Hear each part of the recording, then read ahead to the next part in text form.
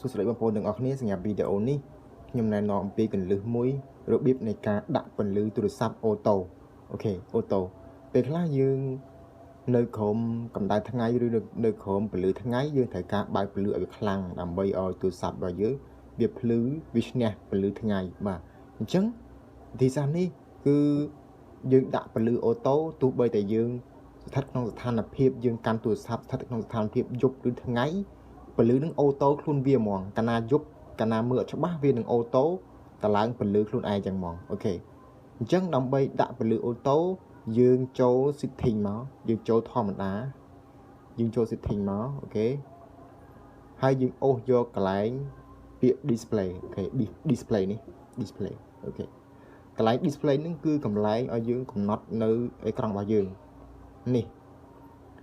ដើម្បីដាក់ពន្លឺអូតូយើងត្រូវតែនេះបើក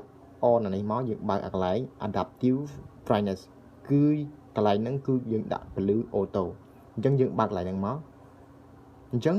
ពន្លឺទាំងប្រមាណវានឹងអូតូអញ្ចឹងកាលណាយើងស្ថិតក្នុងស្ថានភាពមួយដែលពន្លឺវាអត់សូវច្បាស់អាកន្លែង brightness ហ្នឹងវានឹងឡើងខ្លួនឯងកន្លែងពន្លឺហ្នឹងវាឡើងខ្លួនឯងមិនចាំយើងទៅឡើងទេអញ្ចឹងវាអូតូខ្លួនវាហ្មងយើងមិនបាច់ចាំទៅឡើងពន្លឺឲ្យខ្លាំងតិចអីទេវាអូតូខ្លួនវាអូខេ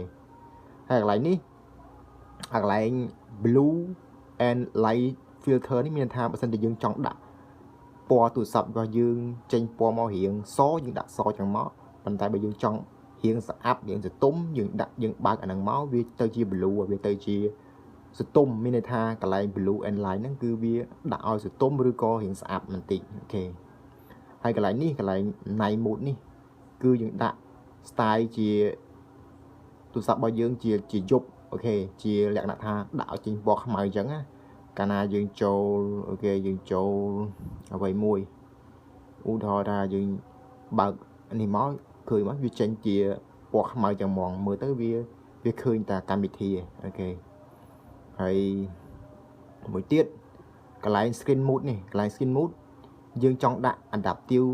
display ធម្មតាក៏បានយើងចង់ដាក់ adaptive ឬក៏យើងដាក់ជាធម្មតាទូរស័ព្ទស៊េរី Samsung ក្រោយវាមានពួក AMOLED អញ្ចឹងខ្ញុំចូលចិត្តដាក់ AMOLED ដើម្បីវាស្រួលមើល AMOLED ឬក៏មាន AMOLED photo មាន basic ខ្ញុំអត់សូវដឹងទេអាហ្នឹងប៉ុន្តែខ្ញុំយកតែពីរនេះadaptive មានន័យថាពន្លឺវាអូតូហើយAMOLED cinema នេះគឺstyle អេក្រង់របស់យើងគឺ AMOLED នឹងគឺវា display ទៅវាទោះបីតែយើងដាក់ទូរស័ព្ទជាហៀងក៏វាអត់ចាំងដែរវាមើលឃើញធម្មតាអូខេឃើញធម្មតាអូខេអញ្ចឹងកន្លែងនេះមិញហ្នឹងគឺពន្លឺអូតូយើងដាក់កន្លែង adaptive brightness នេះ adaptive brightness ហ្នឹងគឺវាពន្លឺអូតូហើយអូខេ